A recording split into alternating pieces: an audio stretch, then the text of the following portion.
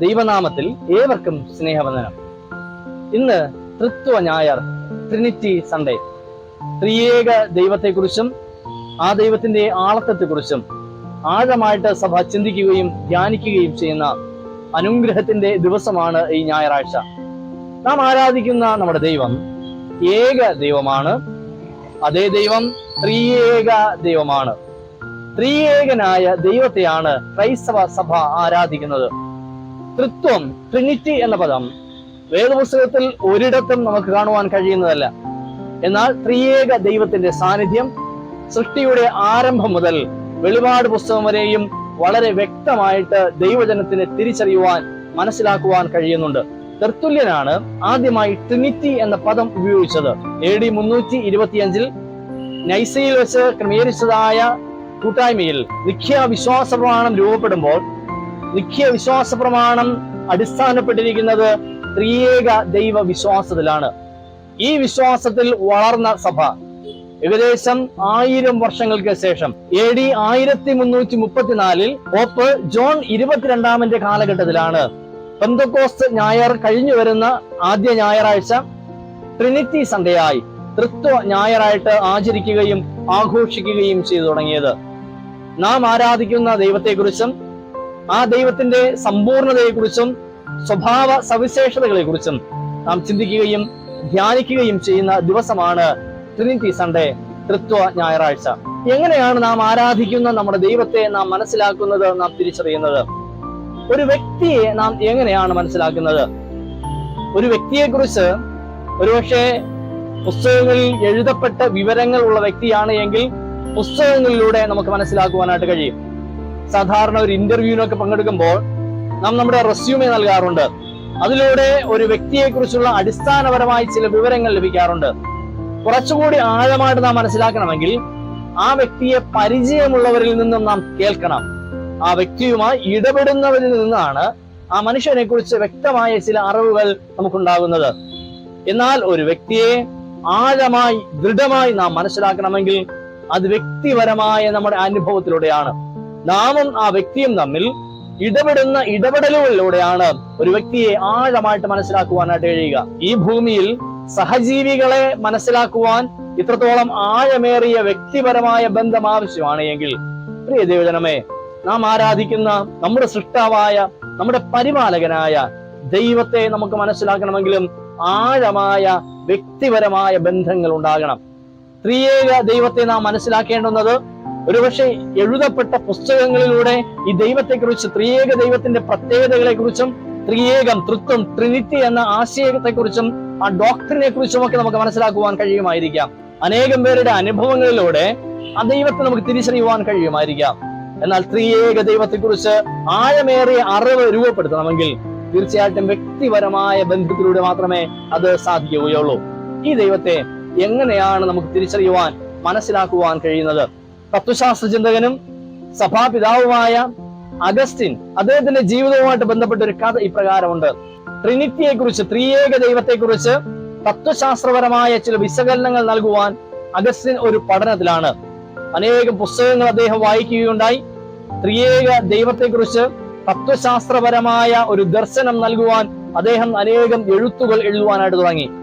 അനേകം പേരുടെ, പ്രത്യേകിച്ച് പൂർവികന്മാരുടെ അനുഭവങ്ങളിലൂടെ, അവർ വെളിപ്പെടുത്തലുകളിലൂടെ വ്യക്തമായ രീതിയിൽ ജനത്തിന് മനസ്സിലാകുന്ന വിധത്തിൽ ത്രിയേക ദൈവത്തെ വെളിപ്പെടുത്തുവാൻ, വ്യാഖ്യാനിക്കുവാൻ അദ്ദേഹം ശ്രമിക്കുകയാണ്.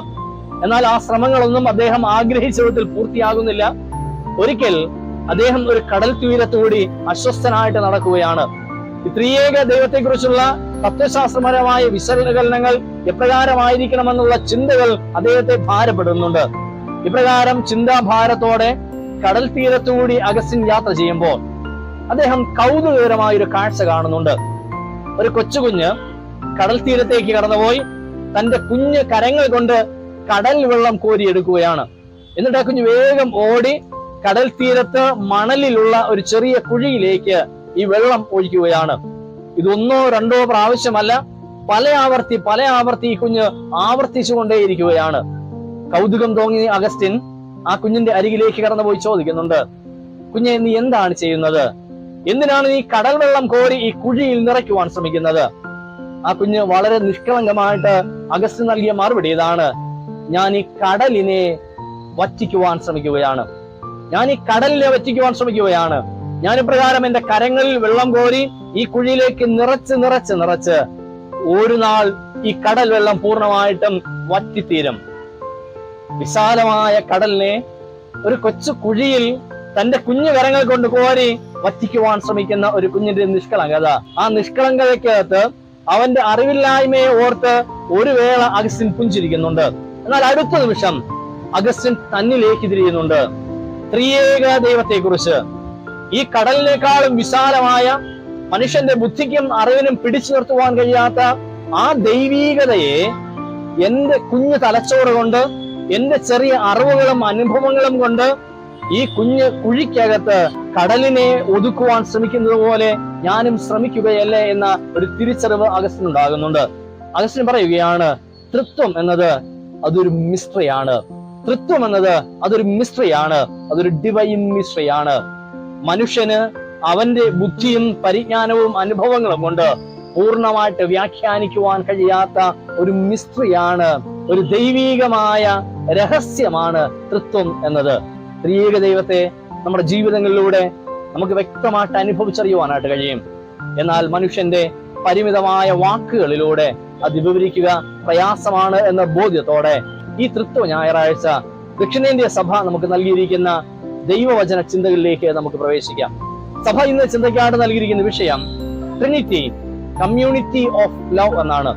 Trinity, community of love. തൃത്വം, സ്നേഹത്തിന്റെ കൂട്ടായ്മ, സ്നേഹത്തിന്റെ സമൂഹം. അതിന് അടിസ്ഥാനമായിട്ട് നൽകിയിരിക്കുന്ന പാഠഭാഗങ്ങൾ ഉൽപ്പത്തി പുസ്തകം 18-ാം അധ്യായം 1 മുതൽ 15 വരെയുള്ള വാക്യങ്ങളും, 2 കൊരിന്ത്യർ 13-ാം അധ്യായം 5 മുതൽ 14 വരെയുള്ള വാക്യങ്ങളും, മർക്കോസ് വിശേഷം 1-ാം അധ്യായം 1 മുതൽ 11 വരെയുള്ള വാക്യങ്ങളുമാണ്.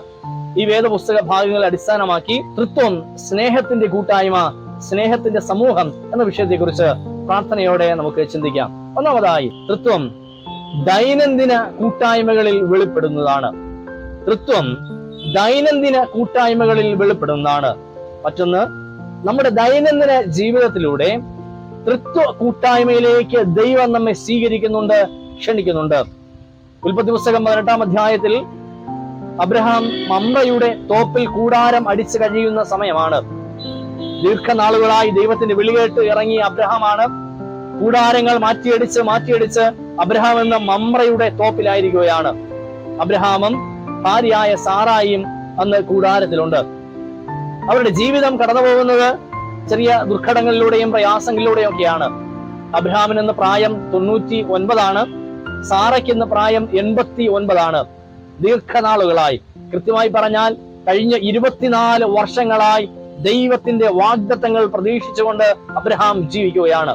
ആകാശത്തിലെ നക്ഷത്രങ്ങളെ പോലെ, കടൽക്കരയിലെ മണൽത്തരികളെ പോലെ, പൂഴി പോലെ എണ്ണിയാലൊടുങ്ങാത്ത തലമുറകളെ ഞാൻ നിനക്ക് നൽകാമെന്നത് ദൈവീക വാഗ്ദാനമാണ്. എങ്കിലും കഴിഞ്ഞ 24 വർഷങ്ങളായി ഇതുവരെയും ആ ദൈവീക വാഗ്ദാനം തന്റെ ജീവിതത്തിൽ യാഥാർത്ഥ്യമായി തീർന്നിട്ടില്ല. ഈ ഒരു ദുഃഖത്തോടെ, ഭാരത്തോടെ, വ്യക്തിപരമായി തങ്ങളുടെ ജീവിതത്തിന്റെ വേദനകളൊക്കെ ഉള്ളിലൊതുക്കി അബ്രഹാം ആയിരിക്കുമ്പോൾ ഒരു ദിവസം നട്ടുച്ചയ്ക്ക് തന്റെ കൂടാരത്തിന്റെ അരികിലൂടെ 3 പേർ കടന്നു പോവുകയാണ്. കടന്നു പോകുന്നത് ആരാണ് എന്നറിയില്ല, പരിചയക്കാരല്ല, തികച്ചും അപരിചിതരായ 3 പേർ. എന്നാൽ അബ്രഹാം ഓടി അവരുടെ അരികിലേക്ക് കടന്നുപോയി അവരുടെ മുമ്പിൽ താഷ്ടാംഗം വീണ് നമസ്കരിച്ച് വളരെ സ്നേഹത്തോടെ അവരെ തന്റെ ഭവനത്തിലേക്ക് ക്ഷണിക്കുകയാണ്. നട്ടുച്ച സമയത്ത് ആ പ്രദേശത്തു കൂടി ഒരു മനുഷ്യൻ കടന്നു പോകണമെങ്കിൽ തീർച്ചയായിട്ടും അവന് ആ ദിവസത്തെ, ആ നേരത്തെ ഭക്ഷണം ലഭ്യമല്ല എന്നത് അബ്രഹാമിന് വ്യക്തമാണ്. അതുകൊണ്ട് തന്നെ അതിഥി സൽക്കാരത്തിൽ പേര് കേട്ടുന്ന അബ്രഹാം ഈ 3 പേരെയും തന്റെ ഭവനത്തിലേക്ക് ക്ഷണിക്കുകയും വിഭവ സമൃദ്ധമായ ഭക്ഷണം അവർക്ക് വേണ്ടി ഒരുക്കുകയും ചെയ്യുകയാണ്. ഭക്ഷണമേശയിൽ അബ്രഹാമിനൊപ്പം ഈ 3 പേരും ആയിരിക്കുമ്പോൾ, അവർക്ക് ഭക്ഷണം വിളമ്പി നൽകുമ്പോൾ അവർ ചോദിക്കുന്ന ഒരു ചോദ്യമുണ്ട്: അബ്രഹാമേ, നിന്റെ ഭാര്യ സാറ എവിടെ? അബ്രഹാമേ, നിന്റെ ഭാര്യ സാറ എവിടെ? അപരിചിതരായ 3 പേർ അബ്രഹാമിന്റെ ജീവിതത്തിലേക്ക് കടന്നു വന്ന് വളരെ വ്യക്തിപരമായ ആഴമേറിയ ചില സംഭാഷണങ്ങളിൽ ഏർപ്പെടുകയാണ്.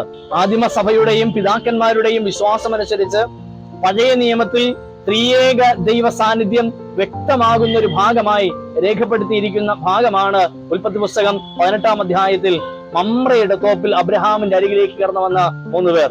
പിതാ പുത്ര പരിശുദ്ധാത്മാവിന്റെ സാന്നിധ്യമായിട്ട് വ്യാഖ്യാനിക്കപ്പെടുന്നുണ്ട്. ചിത്രകാരനായ ആൻഡ്രെ റൂബ്ലർ എന്ന ചിത്രകാരൻ ഈ മനോഹരമായ ചിത്രം തന്റെ ക്യാൻവാസിൽ പകർത്തുന്നുണ്ട്. അബ്രഹാമിന്റെ സൽക്കാരത്തിൽ പങ്കുചേർന്ന 3 പേർ, 3 ദൈവീക സാന്നിധ്യം. ട്രിനിറ്റേറിയൻ കോൺസെപ്റ്റിന്റെ ആദ്യ ചിത്രങ്ങളിൽ ഒന്നായിട്ട് കണക്കാക്കപ്പെടുന്ന ഒരു ചിത്രമാണ് ഈ റഷ്യൻ ചിത്രകാരന്റെ ഈ മനോഹരമായ പിക്ചർ. പ്രിയ ദൈവജനമേ, അബ്രഹാമിന്റെ ദൈനംദിന ജീവിതത്തിലേക്ക് ഇറങ്ങി വരുന്ന ദൈവീക സാന്നിധ്യം. അബ്രഹാം ആ ദൈവത്തെ തന്റെ ഭവനത്തിലേക്ക്, തന്റെ ജീവിതത്തിലേക്ക് ക്ഷണിക്കുകയാണ്, ഉൾക്കൊള്ളുകയാണ്. ദൈവമാണെന്നോ ദൈവദൂതന്മാരാണെന്നോ അറിഞ്ഞുകൊണ്ടല്ല അബ്രഹാം ഇത് ചെയ്യുന്നത്. തന്റെ അരികിലൂടെ കടന്നു പോകുന്ന സാധാരണക്കാരുമായി കൂട്ടായ്മയുടെ കരം വിശാലമാക്കുവാൻ അബ്രഹാം ശ്രമിക്കുമ്പോൾ ആ ഇടത്ത് ഒരു വലിയ ത്രിയേക ദൈവ സാന്നിധ്യവും സ്നേഹത്തിന്റെ കൂട്ടായ്മയും രൂപപ്പെടുകയാണ്. അവിടെ സ്നേഹത്തിന്റെ കൂട്ടായ്മ രൂപപ്പെട്ടു എന്ന് മാത്രമല്ല, വേദനയോടായിരുന്ന അബ്രഹാമിന്റെ ജീവിതത്തിലെ വേദനകൾക്ക് ശമനം ഉണ്ടാവുകയാണ്. ദൈവം പറയുകയാണ്, അബ്രഹാമേ, അടുത്ത വർഷം നിനക്ക് ഞാനൊരു മകനെ നൽകും. അടുത്ത വർഷം നിന്റെ ഭാര്യ സാറയിലൂടെ നിനക്കൊരു മകനെ ലഭിക്കും. സാറ ചിരിക്കുന്നുണ്ട്. എന്നാൽ അവളുടെ സംശയങ്ങളെയും അവളുടെ പുഞ്ചിരിയെയും അതേ അർത്ഥത്തിൽ തന്നെ ഉൾക്കൊണ്ടുകൊണ്ട്, സാറേ നീ ചിരിക്കണ്ട, ഈ പറയുന്ന ദൈവം സർവശക്തനാണ്, അസാധ്യങ്ങളെ സാധ്യമാക്കുന്ന ദൈവമാണ് എന്ന് പറഞ്ഞ് അവളുടെ വിശ്വാസത്തെ ത്വരിതപ്പെടുത്തുകയാണ്, അവളുടെ വിശ്വാസത്തെ ബലപ്പെടുത്തുകയാണ്. ഇവിടെ ദൈവവും മനുഷ്യനും തമ്മിലുള്ള അകലമല്ല നമുക്ക് കാണുവാനായിട്ട് കഴിയുക. മനുഷ്യന്റെ അരികിലേക്ക് ഇറങ്ങി അവന്റെ ദൈനംദിന ജീവിത അനുഭവങ്ങളിൽ ഇടപെടുന്ന, അവന്റെ സങ്കടങ്ങളിൽ ആശ്വാസം പകരുന്ന, അവന്റെ പ്രതീക്ഷകൾക്ക് ചിറക് വിടർത്തുന്ന, അവന്റെ സംശയങ്ങളെ പ്രതീക്ഷയായി പ്രത്യാശയാക്കി മാറ്റുന്ന ത്രിയേക ദൈവത്തിന്റെ സാന്നിധ്യമാണ്. പ്രിയ ദൈവജനമേ, നമ്മുടെ അരികിൽ ഉള്ളവർക്ക് ത്രിയേക ദൈവത്തിന്റെ സാന്നിധ്യമായിട്ട് മാറുവാൻ നമുക്ക് കഴിയണം. ഈ ദൈവം നിങ്ങളുടെ ജീവിതത്തിന്റെ വ്യക്തിപരമായ കൂട്ടായ്മകളിൽ, നിങ്ങളുടെ കുടുംബത്തിന്റെ കൂട്ടായ്മകളിൽ, നിങ്ങളുടെ ഔദ്യോഗിക മേഖലകളിലെ കൂട്ടായ്മകളിൽ ഈ ത്രിയേക ദൈവത്തിന്റെ സാന്നിധ്യം അനുഭവിച്ചറിയുവാനായിട്ട് കഴിയും. ഈ ദൈവത്തെ നമ്മുടെ കൂട്ടായ്മകളിലേക്ക് സ്വീകരിപ്പാൻ നാം തയ്യാറാകണം, ക്ഷണിപ്പാൻ നാം തയ്യാറാകണം. നമ്മുടെ ജീവിതങ്ങളിലേക്ക് ഈ കർത്താവ് ഇറങ്ങി വരും. ദാരിദ്ര്യം അനുഭവിക്കുന്നവനിൽ, വേദനിക്കുന്നവനിൽ, തള്ളപ്പെട്ടവനിൽ ഈ ദൈവീക കൂട്ടായ്മ, തൃത്വ ദൈവത്തിന്റെ കൂട്ടായ്മ തിരിച്ചറിയുവാനായിട്ട് നമുക്ക് കഴിയണം. 1943 2-ാം ലോക മഹായുദ്ധം നടക്കുന്ന കാലഘട്ടത്തിൽ ഫ്രാൻസിലെ ഒരു കൊച്ചു ഗ്രാമം ഏറെ പ്രസിദ്ധമായി മാറ്റപ്പെട്ടു. ഏകദേശം 3000-ഓളം അഭയാർത്ഥികളെ നാസി സൈന്യത്തിന്റെ കരങ്ങളിൽ അകപ്പെടാതെ സംരക്ഷിച്ചുകൊണ്ട് ഈ ഗ്രാമം ലോകത്തിന്റെ ശ്രദ്ധ ആകർഷിച്ചതാണ്. ഷാംസോൺ ലിനിയോൺ എന്നറിയപ്പെടുന്ന ആ ഒരു കൊച്ചു ഗ്രാമം, ആ ഗ്രാമം തൃത്വ ദൈവത്തിന്റെ കൂട്ടായ്മയിലേക്ക് 3000-ത്തിലധികം വരുന്ന അഭയാർത്ഥികളെ ചേർത്തുകൊണ്ട് ആ ഗ്രാമത്തിന്, ആ കൊച്ചു സമൂഹത്തിന് തൃത്വ ദൈവത്തിന്റെ സാന്നിധ്യം തിരിച്ചറിയുവാനായിട്ട് കഴിഞ്ഞു. പ്രിയ ദൈവജനമേ, കരുതലിന്റെ കരമായിട്ട് നാം മാറുന്ന ഇടത്താണ് ത്രിയേക ദൈവം നമ്മുടെ ദൈനംദിന ജീവിത അനുഭവങ്ങളിൽ വെളിപ്പെട്ടു വരുന്നത്. മമ്രയുടെ തോപ്പിൽ അബ്രഹാമിന്റെ അരികിൽ വെളിപ്പെട്ട ത്രിയേക ദൈവത്തിന്റെ സാന്നിധ്യം. പുതിയ നിയമത്തിലേക്ക് കടന്നു വരുമ്പോൾ ഈ വിഷയവുമായിട്ട് ബന്ധപ്പെട്ട് മറ്റൊരു ചിന്ത നമുക്ക് ലഭ്യമാകുന്നുണ്ട്. പ്രത്യേകിച്ച് 2 കൊരിന്ത്യർ 13-ാം അധ്യായം 14-ാമത്തെ വാക്യം നമുക്ക് നൽകുന്ന ആഴമേറിയ മറ്റൊരു ചിന്തയുണ്ട്. തൃത്വം സ്നേഹത്തിന്റെ കൂട്ടായ്മയിലേക്ക് നമ്മെ പ്രോത്സാഹിപ്പിക്കുന്നു എന്നതാണ്. തൃത്വം സ്നേഹത്തിന്റെ കൂട്ടായ്മയിലേക്ക് നമ്മെ പ്രോത്സാഹിപ്പിക്കുന്നു. വേദപുസ്തകത്തിൽ കൊരിന്ത്യ സഭയ്ക്ക് നൽകുന്ന ആശീർവാദ വചനങ്ങളാണ് ത്രിയേക ദൈവത്തിന്റെ സാന്നിധ്യം ആഴമായി വെളിപ്പെടുന്ന ഈ വേദഭാഗം. 2 കൊരിന്ത്യർ 13-ാം അധ്യായം 14-ാമത്തെ വാക്യം. കർത്താവായ യേശുക്രിസ്തുവിന്റെ കൃപയും ദൈവത്തിന്റെ സ്നേഹവും പരിശുദ്ധാത്മാവിന്റെ കൂട്ടായ്മയും നിങ്ങളെല്ലാവരോടും കൂടെ ഇരിക്കുമാറാകട്ടെ. കർത്താവായ യേശുക്രിസ്തുവിന്റെ കൃപയും പിതാവിന്റെ സ്നേഹവും പരിശുദ്ധാത്മാവിന്റെ കൂട്ടായ്മയും. കൊരിന്ത്യ സഭയ്ക്ക് ലേഖനം എഴുതുമ്പോൾ 2-ാമത്തെ ലേഖനത്തിന്റെ അവസാന ഭാഗം ആ ജനതയെ പ്രോത്സാഹിപ്പിക്കുന്ന, അവരെ എൻകറേജ് ചെയ്യുന്ന, അവരെ ബലപ്പെടുത്തുന്ന പൗലോസിന്റെ വാക്കുകളാണ് ഒരു ആശീർവാദ വചനങ്ങളായിട്ട് നമുക്ക് കാണുവാനായിട്ട് കഴിയുന്നത്. പൗലോസ് അപ്പോസ്തലൻ സഭയോട് പറയുന്നത്, കർത്താവിന്റെ കൃപ നിങ്ങളോട് കൂടെയുണ്ട്. ആ കർത്താവിന്റെ കൃപ നിങ്ങൾ മറന്നു പോകരുത്. നിങ്ങൾക്ക് വേണ്ടി ഈ ഭൂമിയിൽ ജന്മമെടുത്ത ആ ജീവിതം, മനുഷ്യന് വേണ്ടി, മനുഷ്യന്റെ രക്ഷയ്ക്കായി ലോകത്തിൽ ജീവിക്കുകയും 3.5 വർഷക്കാലത്തെ പരസ്യ ശുശ്രൂഷയ്ക്ക് ശേഷം കാൽവരി ക്രൂശിൽ തന്റെ അവസാനത്തുള്ളി രക്തം വരെയും ചിന്തി ലോക ജനതയുടെ പാപത്തിനായി തന്റെ ജീവനെ യാഗമായിട്ട് അർപ്പിച്ച കർത്താവ് മൂന്നാം നാൾ ഉയർത്തെഴുന്നേറ്റുകൊണ്ട് സഭയുടെ ശക്തിയായി സഭയുടെ പ്രത്യാശയായിട്ട് മാറിയ ദൈവം, ആ കർത്താവിന്റെ കൃപയാണ് ഓരോ ദിനങ്ങളിലും നമ്മെ നയിക്കുന്നത്. ക്രിസ്തുവിന്റെ കൃപ എന്നാൽ നമുക്ക് പ്രാപിപ്പാൻ യോഗ്യതയില്ലാത്തൊരു സമ്മാനം കർത്താവ് നൽകി എന്നാണ്. കൃപ എന്നാണ്, ഗ്രേസ് എന്നാണ്. ആ കർത്താവിന്റെ കൃപ ഓരോ നിമിഷങ്ങളിലും നമുക്ക് അനുഭവിക്കാനായിട്ട് കഴിയും. അതോടൊപ്പം പിതാവിന്റെ സ്നേഹവും നിങ്ങളോട് കൂടെയുണ്ട്. തന്റെ പുത്രനെ നൽകി മനുഷ്യ അവതാരമെടുത്ത് ഈ ഭൂമിയിൽ മനുഷ്യന്റെ ഇടയിലേക്ക് കടന്നു വരുവാൻ കാണിച്ച ഒരു പിതാവിന്റെ സ്നേഹം, പുത്രനെ നൽകിയ സ്നേഹം, പരിശുദ്ധാത്മാവിന്റെ സാന്നിധ്യം ഓരോ നിമിഷങ്ങളിലും നമ്മോട് കൂടെ ഇരുന്ന് ശരിയായ പാതകളിലേക്ക്, അനുഗ്രഹത്തിന്റെ വഴികളിലേക്ക്, ജീവന്റെ വഴികളിലേക്ക് നമ്മെ നയിക്കുന്ന പരിശുദ്ധാത്മാവിന്റെ സാന്നിധ്യം സഭയ്ക്ക് പൗലോസ് നൽകുന്ന പ്രോത്സാഹനമാണിത്. പിതാപുത്ര പരിശുദ്ധാത്മാവിന്റെ സാന്നിധ്യം നിങ്ങളോട് കൂടെയുണ്ട്. ആയതുകൊണ്ട് നിങ്ങളുടെ ജീവിതത്തെ പ്രാർത്ഥനയോടെ ക്രമീകരിക്കണം.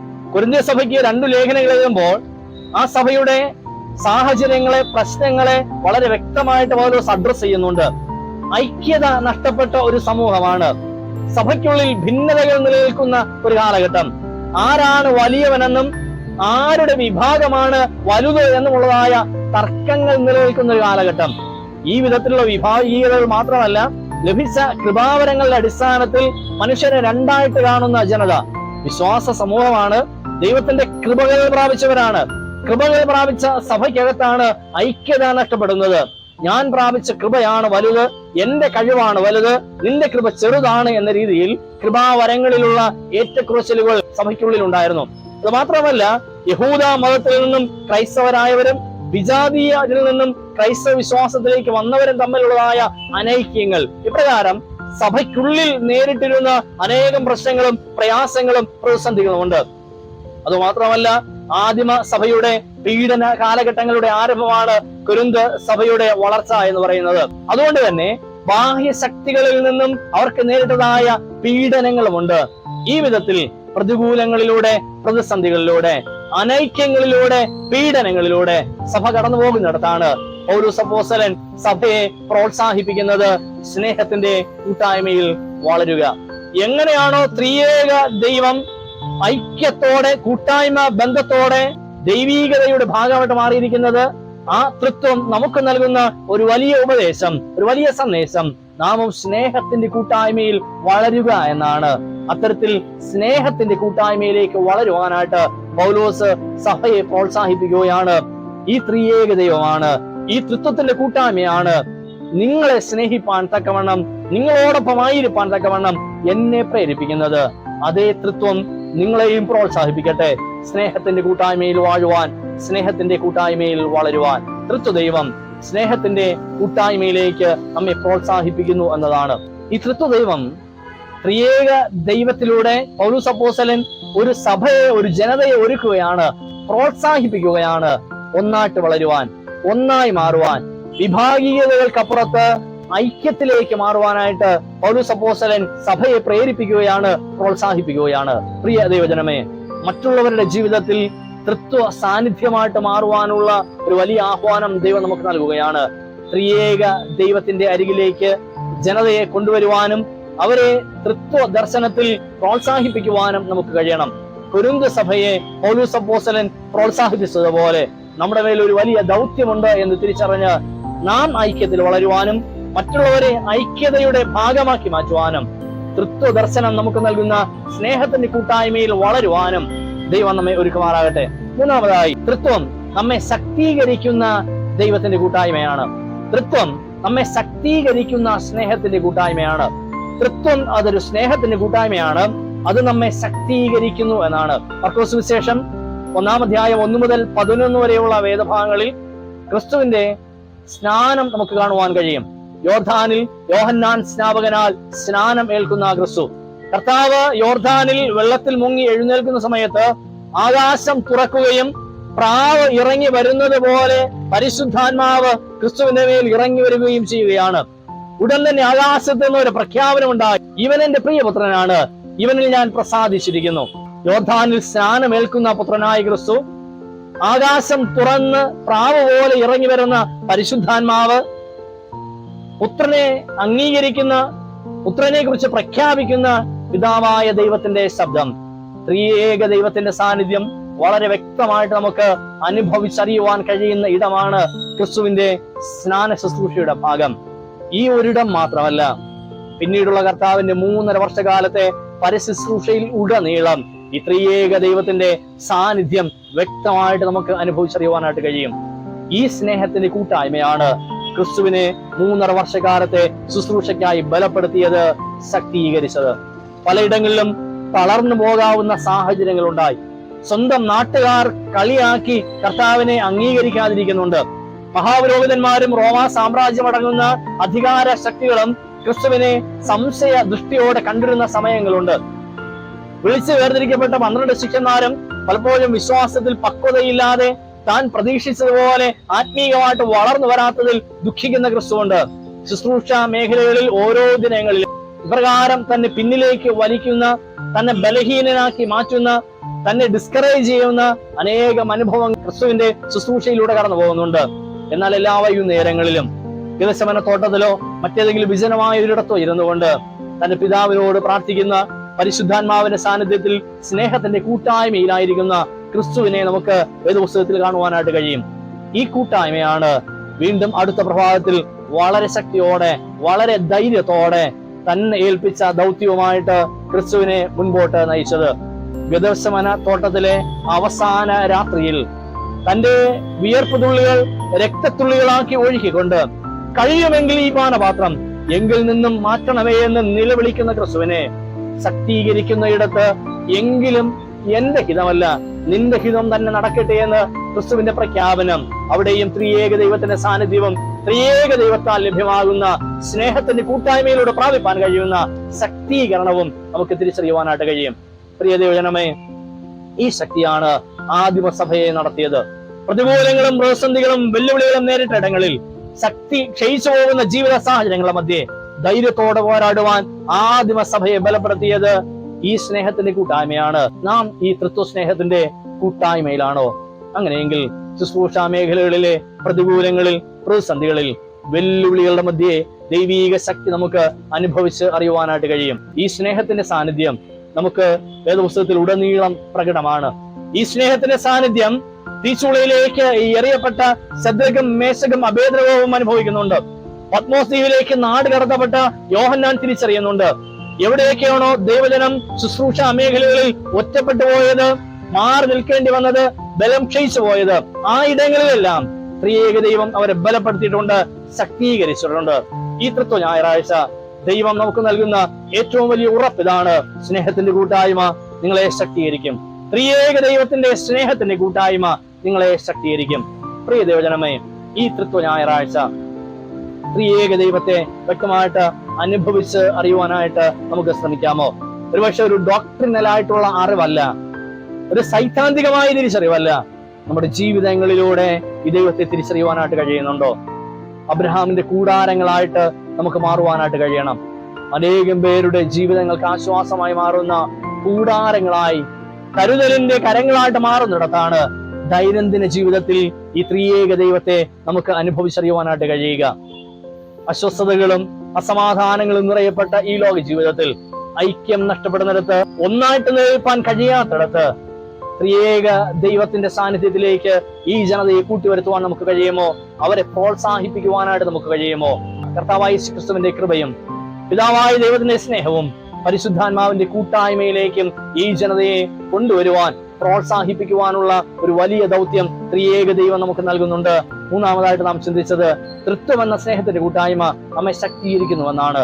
വെല്ലുവിളികളും പ്രയാസങ്ങളും പ്രതികൂലങ്ങളും നിറഞ്ഞ ഒരു ജീവിതമാണ് ഇന്ന് നാം നയിക്കുന്നത്. ആത്മീക ഗോളത്തിലായാലും ഭൗതിക ലോകത്തിലായാലും വ്യത്യസ്തങ്ങളാകുന്ന വെല്ലുവിളികളിലൂടെ സഭ കടന്നു പോകുന്നുണ്ട്. ആ ഇടങ്ങളിൽ ശക്തീകരിക്കുന്ന ത്രിയേക ദൈവത്തിന്റെ സാന്നിധ്യം, ആ സ്നേഹ സാന്നിധ്യത്തിൽ ബലപ്പെടുവാൻ, ശക്തിപ്പെടുവാൻ ദൈവം നമ്മെ ഒരുക്കുമാറാകട്ടെ. ഈ തൃത്വ ഞായറാഴ്ച ത്രിയേക ദൈവത്തിന്റെ കൃപകളെ വ്യക്തിപരമായി അനുഭവിച്ചറിഞ്ഞുകൊണ്ട് ആ ത്രിയേക ദൈവത്തിന്റെ കൂട്ടായ്മയിൽ വളരുവാൻ, മറ്റുള്ളവരെ ആ കൂട്ടായ്മയിലേക്ക് പ്രോത്സാഹിപ്പിക്കുവാൻ, ചേർത്തണയ്ക്കുവാൻ, തൃത്വ കൂട്ടായ്മ നൽകുന്ന ശക്തിയിൽ ബലപ്പെടുവാൻ സർവശക്തനായ ദൈവം നമ്മെ ഒരുക്കുമാറാകട്ടെ, അനുഗ്രഹിക്കുമാറാകട്ടെ. ആമേൻ.